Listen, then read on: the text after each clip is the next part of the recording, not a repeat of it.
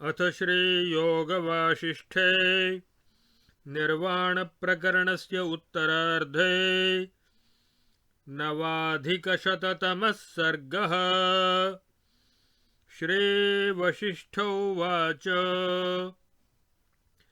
एतस्मिन्नन्तरे सर्वे मन्त्रिणो नृपमाययुः मुनयो वासवमिव दैत्याक्रान्तनभो भुवम्। मन्त्रिण ऊचुः देवनिर्णीतमस्माभिर्यावन्न विषयोरयः त्रयाणामप्युपायानां दण्डस्तेषु विधीयताम्।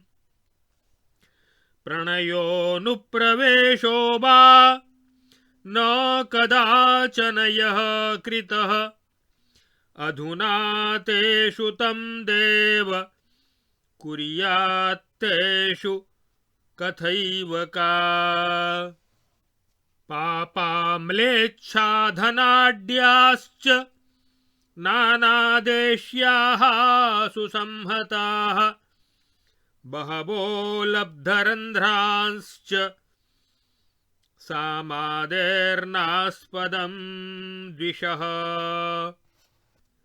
तत्सुसाहसमेवेदं वर्जयित्वा प्रतिक्रिया नान्यास्ति शीघ्रमेवातो रणोद्योगो विधीयताम्। वीराणां दीयतामाज्ञा पूज्यन्तामिष्टदेवताः आहूयन्तां च सामन्ता हन्यन्तां रणदुन्दुभिः सन्नह्यन्तामशेषेण निर्गच्छन्तु रणे भटाः क्रियन्तां कालकम्पाभ्रमेदुरा राजिता दिशः आस्फाल्यन्तां धनूंशुच्चैः क्वणन्तु गुणपङ्क्तयः भजन्तु जलदश्यामाः ककुभः खण्डमण्डलैः स्फुरज्या विद्युतः शूरवारिदा घनगर्जिताः नाराचधारा मुञ्चन्तु कचत्कोदण्डकुण्डलाः। राजोवाच गम्यतां सङ्गरायाशु संविधानं विधीयताम् स्नात्वाहं पूजयित्वाग्निं निर्गच्छामि रणाजिरम्। इत्युक्त्वा नृपतिः स्नातो महारम्भोऽपि सक्षणात् प्रावृषीव नवोद्यानं गङ्गाजलधरैर्घटैः। अथ प्रविष्टोऽग्निगृहं पूजयित्वा हुताशनम् आदरेण यथाशास्त्रं चिन्तयामास भूमिपः। नीतमायुरनायासविलासविभवश्रिया प्रजाभ्यो दत्तमभय मासमुद्रसमुद्रितम्। आक्रान्तवसुधापीठाः पादपीठे कृता द्विषः लताः फलभरेणेव नमिताः ककुभो दश। प्रजाचित्तेन्दुबिम्बेषु लिखितं धवलं यशः भूमावारोपिता कीर्तिलता त्रिपथगामिनी। कोशवद्भरिता रत्नैः सुहृन्मित्रार्यबन्धवः निपीतोर्णवतीरेषु नारिकेलरसासवः द्विषामाकम्पिताभेक गलाङ्गत्वगिवासवः मच्छाशनाङ्किता जाता द्वीपान्तरकुलाचलाः विहृतं सिद्धसेनासु दिगन्तनवभूमिषु भूम्यन्तभूभृतां मूर्ध्नि विश्रान्तं मेघलीलया धियेवोच्चैः पदे ज्ञानपूर्णयैकान्तशीलया विलब्धान्यविनष्टानि राष्ट्रानीष्टार्थकारिणा रक्षांस्यप्यभिनीतानि बद्धानि निगडैर्घनैः धर्मार्थकामैरन्योन्यं चयापचयवर्जितैः अखण्डितैर्मया नीतं पीतातियशशावयः इदानीं शष्पविश्रान्त प्रालेयभरभासुरम् आगतं वार्धकं सर्वभोगसम्रम्भमार्जनम् तस्योपर्यरयो रौद्रा बलवन्तो रणैषिणः सम्भूय सर्वतः प्राप्ताः संदिग्धो वर्तते जयः तदिहैवानलायास्मै देवाय जयदायिने मस्तकाहुतिमेवेमां समुद्यम्य ददामि वै।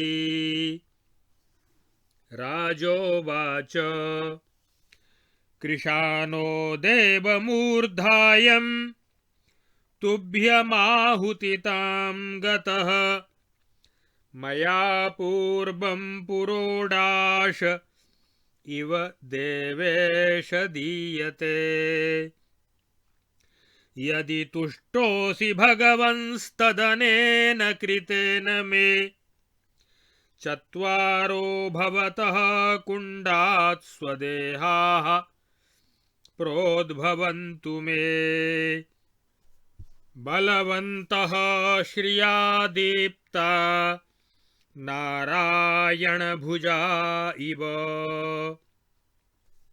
तैश्चतुर्दिक्कमेवारीन् बध्यामहमभिघ्नतः त्वया च दर्शनं देयं मह्यं मतिमते विभो। श्रीवसिष्ठोवाच इत्युक्त्वा स महीपालः खड्गमादाय चिच्छिदे शिरः कमलमालोलं लीलयेवाशुबालकः। छिन्नमेष शिरो यावज्जुहोत्यसितवर्त्मने तावच्छरीरेण सह पपाताग्नौ स पार्थिवः। भुक्त्वाथ बह्निस्तं देहं ददावस्मै चतुर्गुणं महतामुपयुक्तं हि सद्य एवाभिवर्धते। चतुर्मूर्तिरथोत्तस्थौ पावकाद्वसुधाधिपः प्रज्वलंस्तेजसां पुञ्जैर्नारायण इवार्णवात्। ते देहास्तस्य चत्वारो विरेजुर्भास्वरत्विषः सहजातोत्तमोत्तंसभूषणायुध वाससः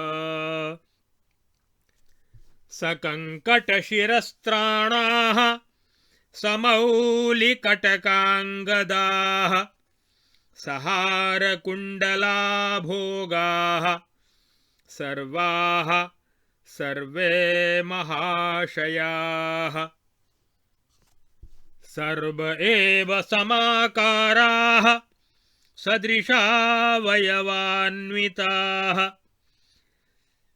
चञ्चलोच्चैश्रवः प्रख्यं हयरत्नमवस्थिताः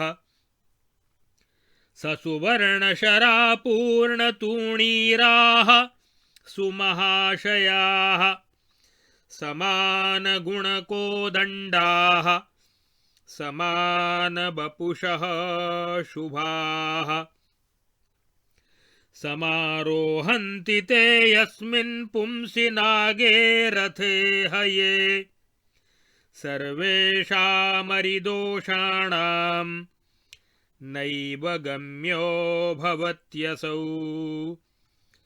पीत्वा धृत्वा चिरं कालं गर्भे पुरुषतापिताः वेद्यामिव हितास्तत्र सागरावडवार्चिषा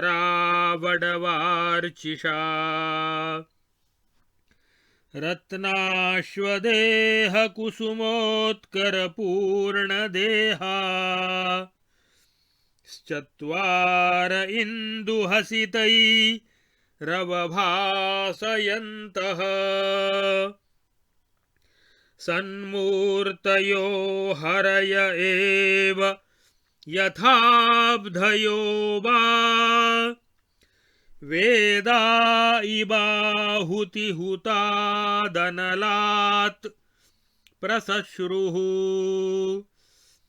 इत्यार्षे श्री वासिष्ठ महारामायणे वाल्मीकीये देवदूतोक्तमोक्षोपायेषु निर्वाण प्रकरणे उत्तरार्धे अविद्योपाख्यानान्तर्गत विपश्चिदुपाख्याने अग्निप्रवेशाद्देहलाभो नाम नवाधिकशततमः सर्गः।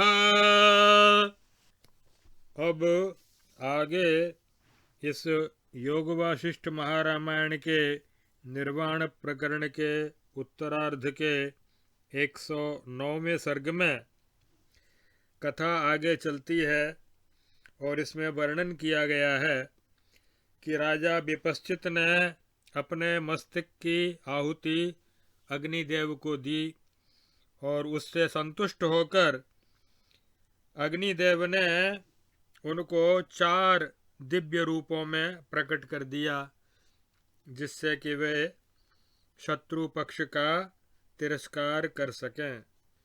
श्री वशिष्ठ जी कहते हैं, हे रघुनंदन, इसी बीच में जिनके अंतरिक्ष लोक पर दैत्यों ने आक्रमण किया हो, उन देवराज इंद्र के समीप जैसे मुनि आते हैं, उसी प्रकार राजा विपश्चित के पास उनके अन्य सभी मंत्री आए और इस प्रकार बोले, हे देव, हमने यही निर्णय किया है कि अब हमारे शत्रु साम, दान और भेद इन 3 उपायों के द्वारा वश में किए जाने के योग्य नहीं रह गए हैं, इसलिए उन पर दंड का ही प्रयोग कीजिए। महाराज बोले, अच्छा, अब आप लोग शीघ्र ही युद्ध के लिए जाइए और नगर रक्षा एवं व्यूह रचना अर्थात मोर्चाबंदी की व्यवस्था कीजिए। मैं स्नान करके अग्निदेव का पूजन करने के पश्चात समरांगण में आऊंगा। ऐसा कहकर राजा ने गंगा जल से भरे हुए घड़ों के द्वारा स्नान किया। तत्पश्चात वे अग्निशाला में गए और वहाँ शास्त्रीय विधि से अग्निदेव का आदर पूर्वक पूजन करके उन्होंने इस प्रकार विचार किया कि मैं विजय प्रदान करने वाले देवता अग्नि को यहीं अपने मस्तक की आहुति दे दूं। ऐसा निश्चय करके राजा बोले, हे देवेश्वर अग्निदेव, मेरा यह मस्तक आपको आहुति के रूप में समर्पित है। आज मेरे द्वारा यह अपूर्व पुरोडाश दिया जा रहा है। भगवान, यदि मेरे द्वारा दी हुई मस्तक की इस आहुति से आप संतुष्ट हों तो आपके इस कुंड से मेरे 4 शरीर प्रकट हों और वे चारों भगवान नारायण की 4 भुजाओं के समान बलवान और शोभा से दीप्तिमान हों। उन 4 शरीरों द्वारा मैं चारों ही दिशाओं में बिना किसी विघ्न बाधा के शत्रुओं का वध करूं। हे प्रभु, मेरे मन में आपके दर्शन की इच्छा है, अतः आप मुझे दर्शन देने की भी कृपा करें। श्री वशिष्ठ जी कहते हैं, हे रघुनंदन, ऐसा कहकर उन महीपाल ने तलवार हाथ में लेकर अपने मस्तक को उसी प्रकार शीघ्र काट डाला जैसे किसी बालक ने खेल ही खेल में कुछ हिलते हुए कमल को तोड़ लिया हो।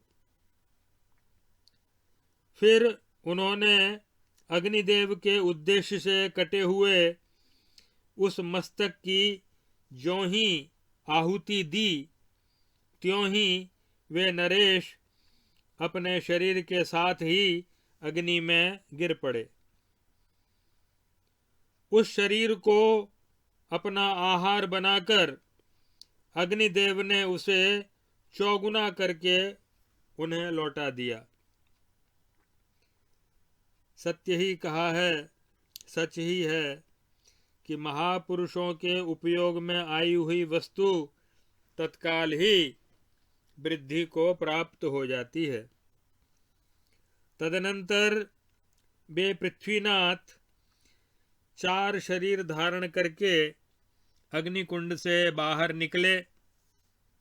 उस समय वे तेजपुंज से प्रज्वलित हो रहे थे और क्षीर सागर से प्रकट हुए तेजस्वी नारायण देव के समान जान पड़ते थे। राजा के वे चारों शरीर सूर्य के जैसी प्रभा से प्रकाशित हो रहे थे और साथ ही उत्पन्न हुए उत्तम मुकुट, आभूषण, अस्त्र शस्त्र एवं वस्त्रों से संपन्न थे, सुसज्जित थे। कवच, शिरस्त्राण, किरीट, रत्न कंकण, बाजूबंद, हार और बड़े बड़े कुंडल के साथ ही वे चारों शरीर प्रकट हुए थे। वे सबकी रक्षा करने में समर्थ और उच्च आशय वाले थे। सबकी आकृति एक ही जैसी थी।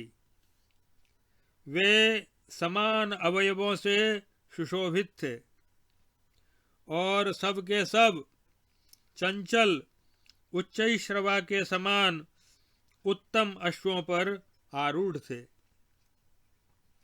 उन सब के पास सुनहरे बाणों से भरे हुए तरकस थे और वे चारों ही महापुरुष महामनस्वी थे।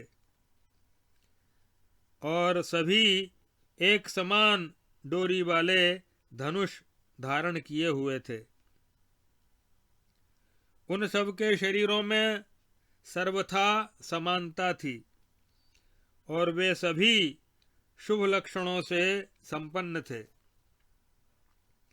वे पुरुष जिस हाथी, रथ और घोड़ों पर सवार होते थे वह शत्रुओं द्वारा प्रयुक्त मंत्र, तंत्र, औषधि, यंत्र तथा अस्त्र शस्त्र आदि दोषों का लक्ष्य नहीं होता था। वे चारों राजा की प्रतिकृतियां चंद्रमा की प्रभा के समान अपनी हास्य छटा से चारों ओर प्रकाश बिखेरते थे और आहुति पाकर प्रज्वलित हुए अग्निदेव के जैसे सुंदर विग्रहधारी चार विष्णु अथवा चार समुद्र अथवा चार वेदों के समान प्रकट हुए थे। रत्नाश्वदेह कुसुमोत्कर पूर्ण देहाश्चत्वार इंदु हसितैरवभासयन्तः सन्मूर्तयो हरय एव यथाब्धयो वा वेदा इवाहुतिहुता दनलात् प्रसश्रुः।